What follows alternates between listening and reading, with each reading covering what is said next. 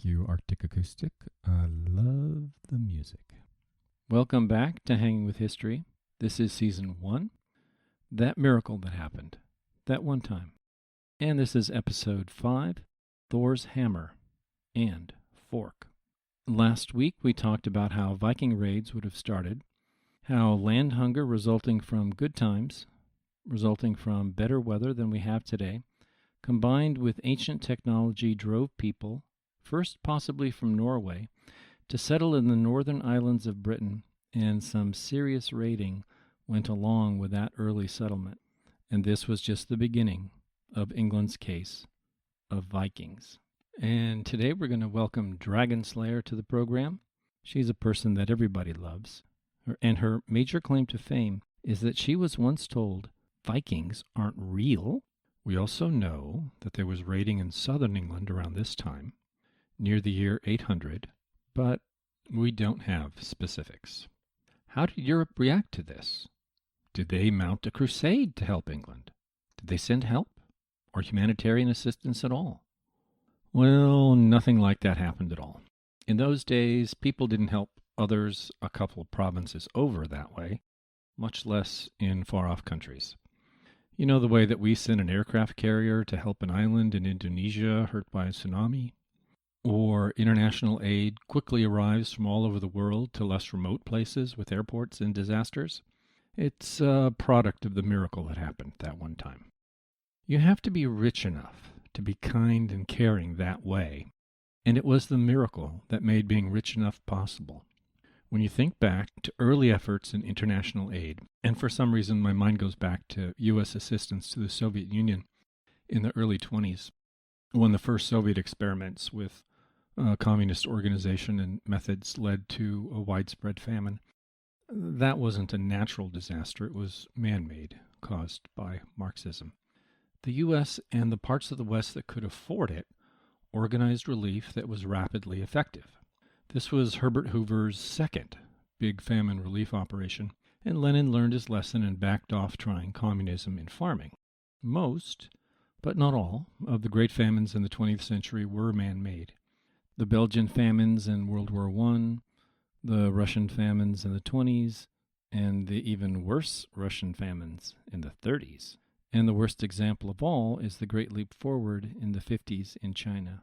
That was the only human event in recent times to kill enough people to cause the upward trajectory of human population growth to pause for a few years. It must have killed like 30 million, though we don't know precisely. These numbers are just too big to get your mind around. Still, amazing, stunning. The Great Leap Forward, as ideology put into practice, turned China from an already poor country into one of the poorest on earth. Stupidity smart people commit again. Whereas at the time we're talking about, 800 AD, China was the richest, and probably was still the richest around 1600 AD. What about the India famine in World War II? That was pretty bad. Oh, hey there, Dragonslayer. Hey everyone, this is Dragonslayer, a brilliant and kind young person who was once told, Vikings aren't real. Bengal in World War II. Terrible. But that was a regular famine. The most you can say is that the famine relief was poor due to the war, and that Bengal's neighbors acted as badly as neighbors did in Viking times. It's a weirdly politicized topic today with lots of lies and distortion, so I don't want to touch it on the podcast. Back to the Soviet Union in the 1920s. It was the rich parts of the world that banded together to help limit starvation. Being rich is a prerequisite to being generous in that particular international way. Before the miracle that happened that one time, there was no generosity like that. Well, what did they do about the Vikings then? Before the miracle? Well, they mostly wrote missives to each other to express their outrage. Then, as now, outrage was a great prompt to communication. Outrage? Yeah, you know, all those social media studies that show that it isn't truth that makes stories go viral, but how it makes people feel to send the story out to others. But they didn't have social media. Well, I think they might have had Friendster. Right. But they did have feelings, and while Malcolm Muggeridge would argue persuasively that the medium used in communication had an enormous impact on shaping it, we're still hobbits, social monkeys, and thinking humans all at the same time, and always have been. So what did the brightest lights of the Viking Age write? They were outraged at Vikings. But Vikings were pagan, so what do you expect? Vikings are far outgroup to these writers. They were way more outraged at their fellow humans, their near outgroup, for their sinfulness. Alcuin, a Briton, one of the best minds of the time and an advisor to Charlemagne, wrote that those who sacked Lindisfarne were God's instrument of wrath, visited upon the sins of the people. He quoted a prophecy from Jeremiah 1:14 in support of this idea. It goes, "Out of the north an evil shall break forth upon the inhabitants of the land." Ah, Harold. There are a lot of Bible verses. You might say Bible verses for any occasion. Yeah, and that's the way we think today. But back then, they took it more seriously. This led to fear. One of their related prayers, O furore Normandorum, libero nos Domine, from the fury of the Northmen, deliver us, O Lord. It was written down later, but gives the idea of fear that a horrible prophecy might be coming true. I don't want to be too dismissive of European reactions to Vikings. There were institutional responses like local charters, where in exchange for liberties from the king, the people had to defend against Vikings and pull down any fortifications Vikings made. Charlemagne, a guy who had a lot going on, tried different solutions, various kinds of diplomacy. He also tried to settle Danish princes in Frisia and northern Germany. Wait, Frisia? Think of it as the old form of the Netherlands, and you won't be far off. Charlemagne, the French king? He was Charles the Great. That's what Charlemagne means. His capital was at Aachen along the Rhine in modern Germany. But he was a Frankish king, and his kingdom included modern France and eventually expanded to include Germany, Austria, Switzerland, northern Italy, and the Low Countries, even Hungary and Catalonia at times. Charlemagne, the king of most of Europe, then. Couldn't stop the Vikings? Well, Charlemagne's main concerns were things like conquering the Saxons in Germany, not England, fighting the Moors in Spain, conquering northern Italy, fighting off Magyar invaders, getting crowned Roman emperor, all big things. He tried establishing Viking princes, famously at Dorstad, a major market town, a couple of times, with the idea that the best defense against Vikings that your people can't seem to effectively resist is to settle some tame Vikings on your land and have them deal with foreign Vikings. And, of course, it was Charlemagne's grandson, Charles the Simple, who made the most famous deal of settling Vikings to protect yourself from Vikings. In 911, he gave Rolf Gangar, or Rolf the Walker, because he was said to be too big to ride a horse, usually called Rollo in English, the lands west of the Seine, extending out to what was then the independent land of Brittany. And that bit of land between the Seine and Brittany became known as Normandy. And the Normans conquered Sicily. I remember that from the last episode. Southern Italy and Sicily in the 1050s, but also conquered England in 1066. Did it work to give Rollo Normandy? Well, in the primary purpose it did. Vikings stopped attacking Paris and capturing their bishops, taking all the gold and silver around. But in another way, no. The Normans and the French kings were at war pretty fast.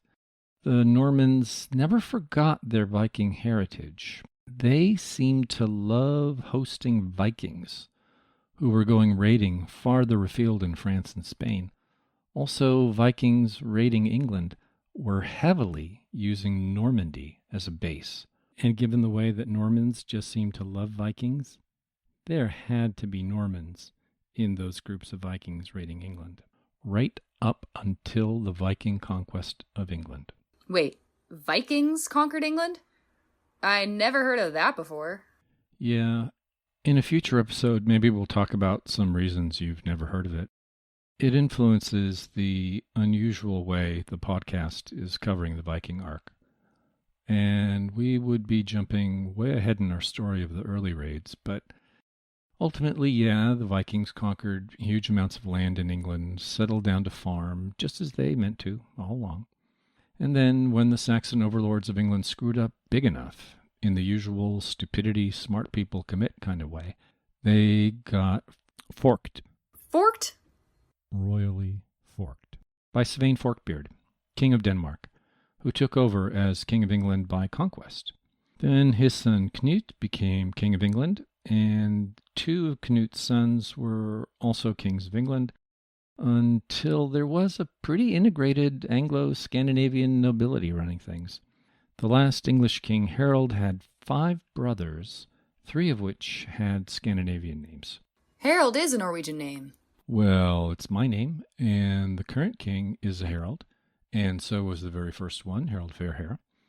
But Harold is a very old name, possibly from before there were any distinctions between English and Norse. For meaning, the first syllable har means horde or army, and the last syllable ald means leader. So basically it means general or king, meaning it could have started out as a title that became a name, but that's speculation. Anyway, we know Harold was also a good old English name in 1066, as well as a Scandinavian one.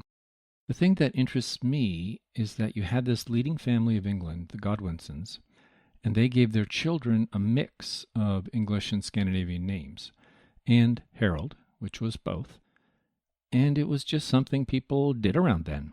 Despite the St. Brice's Day massacre of Danes in 1002, you had this nice integration in society, an interesting example of early tolerance. Massacres of Danes? In peacetime? Well, the Saxon king Athelstan ordered all the Danes living in England to be massacred on this one particular day. What? That's horrible. Yeah. We don't know how extensive this massacre was, but there have been at least 2 mass graves found from around that time, full of bodies that died by violence, and a solid written account of Danes in Oxford taking refuge in a church and people in Oxford setting fire to the church to get at the Danes. By 1002, there were entire cities and towns that were mostly Viking, and huge areas where Scandinavians were a large minority, so the whole attempted genocide thing was never going to work. Genocide in England? Well, England had this Viking problem, and some people thought this brutal, unimaginable choice was the only way to solve the problem. I mentioned this back in episode 2, that sometimes in history we get these unimaginably horrible solutions to problems when people take the problem they have too seriously and just can't think of a better solution. That's part of being human, or social monkeys maybe, and we need to watch out for it. But it seemed to backfire. Svein Forkbeard, as King of Denmark, would have been seen as someone who had to do something about it. I mentioned he became King of England by conquering England, eventually. So there, did something. One legend has it that Forkbeard's sister was one of the victims of the St. Brice's Day massacre. If we believe that, then the Viking conquest of England is like a Charles Bronson revenge movie, or it's like Taken, where some scumbag messes with someone who has a special set of skills. And the massacre probably discouraged some of the English. It made them feel in the wrong, possibly sapped resistance to Forkbeard. There was human feeling even back then. Viking leaders like Thorkel the Tall showed mercy at times. I'm sure there were English who were appalled and guilty feeling over that day. Well, I would hope so. I just wish it were a better known event. I mean, terrible things like the St. Bartholomew's Day massacre, the Holocaust, Holodomor, the killing fields, might be like inoculations against doing terrible things like that in the future. But it can only work if we know about it. Anyway, St. Brice's Day is in the future of our story. We're still at the dawn of the 9th century. Vikings are raiding monasteries because they must have known that's where much of the gold and silver and jewels are kept. And perhaps they are lightly defended. That argues that these Vikings had on-the-ground knowledge of the monastery, probably first-hand knowledge. And yet we have Alcuin saying, and a long quote here, "It's 350 years that we and our fathers have inhabited this most lovely land, and never has such a terror appeared in Britain as we have now suffered from a pagan race. Nor was it thought possible that such an inroad from the sea could be made." So the Scots or Picts never raided? Or were they qualitatively different because not pagan? And why couldn't there be inroads from the sea? Did nobody know about sailing ships of the Viking style? Or is he saying it wasn't thought possible, but it should have been? As part of his outrage about our sins, I'm so tempted to digress into the Babylonian religious stricture, which was something like, pay attention, and how that relates to the Old Testament. Could that have been the source of Alcuin's outrage? A really smart person like Alcuin, steeped in the Bible as he was, maybe assuming some knowledge he thought obvious that we miss today out of ignorance, and so we're not really getting his meaning. Anyway, shortly after Norsemen, quote, trampled the relics of saints into the grounds like dung in the streets in Lindisfarne, unquote, they start appearing everywhere. Charlemagne spared his personal attention to station fleets at Ghent and Boulogne, eventually fleets at the mouth of the Loire and the Garonne by the end of his reign. The signs are that the Vikings were everywhere, though details are scarce. You get these interesting little stories, like in 809, they capture someone from a papal mission in France, and they take him and ransom him in England. They start showing up in the Irish annals in 795. Probably the early raids were of relatively few Vikings. And the locals even had some success repelling attacks, like the Irish in 811 and 812 in Kerry. An attack on Frisia in 810 was paid off with just a small ransom. In 820, a Viking fleet was denied in Flanders, and again up the Seine, before eventually going off to plunder western France. But by the 830s, Viking attacks were bigger, like 60 ships on a raid in Ireland. In 834, and again in the next year, the large market town of Dorestad in the modern Netherlands, 80 miles, 80, up the River Rhine, was sacked. Sheppey, in the Thames estuary, the same year, Antwerp, and other towns on the Meuse. You had raids into the interior of Ireland in 836, and in the Bristol Channel, Vikings set up bases in western France to overwinter. It was good raiding there, and the locals were just not up to dealing with them. Were all these somehow connected in a way? Ordered by a king, maybe? We don't know, but we don't think so. It could be that the Vikings had more ships available. It could be that word just got out about the big score at Dorestad in 834, and everyone got all excited. Now they knew it was possible to earn a huge fortune.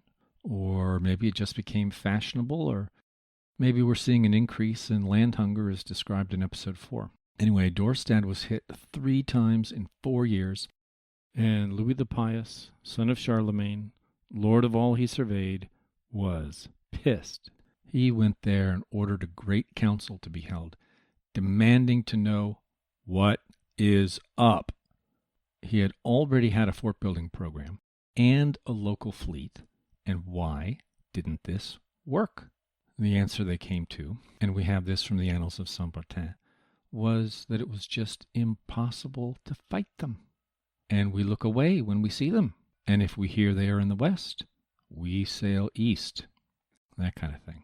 But this imperial attention got people focused, and there were a lot of supplies made available for coastal defenses, and they became free from Viking attacks for a few years. And that may be the reason Vikings started showing up in England in big numbers right after that.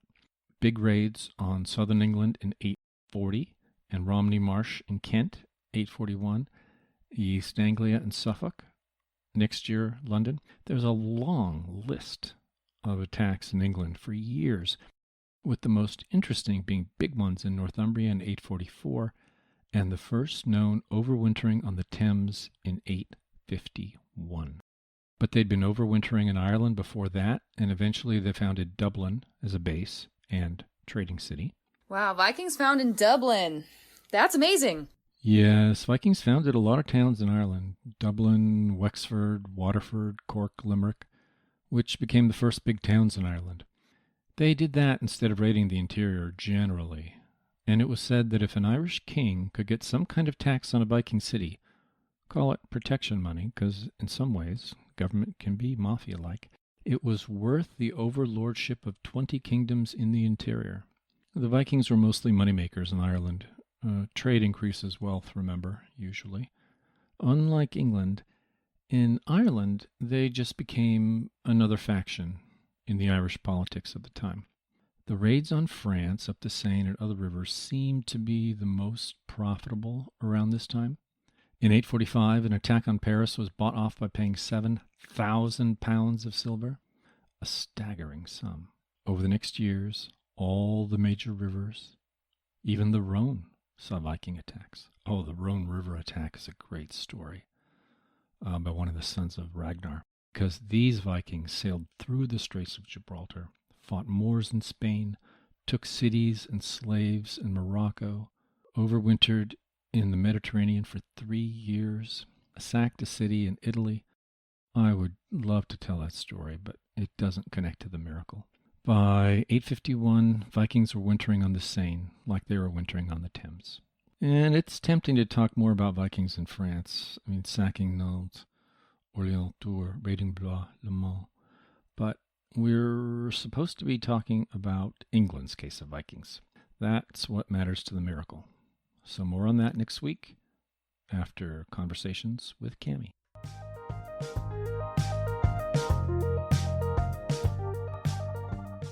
Okay, we'll figure it out.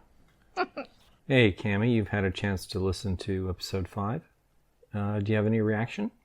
Well, I keep picturing in my head the sight of 60 to 80 Viking ships coming up the Seine or one of the many rivers in Europe, and the number of people that would be involved with that kind of a force, and the having to move their cooking elements and their food, and it's an army. It's not just a couple of Viking ships. I didn't realize that they were in such large numbers, and what that must have looked like if you're in your little village and you see this huge flotilla of an army coming at you. Yeah, you know you'd be about to have a really bad day. That'd be frightening. Very much so. It's a matter of great controversy how big these forces are. So how many people are we talking about on one of these boats? I don't recall. Pretty much at the maximum, the average would be 60. If you had 60 ships, 60 people, you'd have 3,600. Like I said, an army. Yeah, that would be a pretty significant force. And the issue the historians have is trying to figure out how the logistics could possibly be managed. Given primitive conditions, given how innumerate people were thought to have been, could they have sustained very large forces for an extended period of time? Yeah, the numbers just amaze me in trying to coordinate that kind of an action of war. Yeah, well, the numbers aren't that huge for European armies. Scandinavia would be far less populated than England and France and Germany. And so the armies the rulers would have locally would be bigger, but they might not be as ready, and they might not be willing to actually fight, as we saw was the case many times in England and France. Well, it sounds like an amazing undertaking. The Vikings were very ambitious. Very ambitious. Okay, thank you very much, Cammie.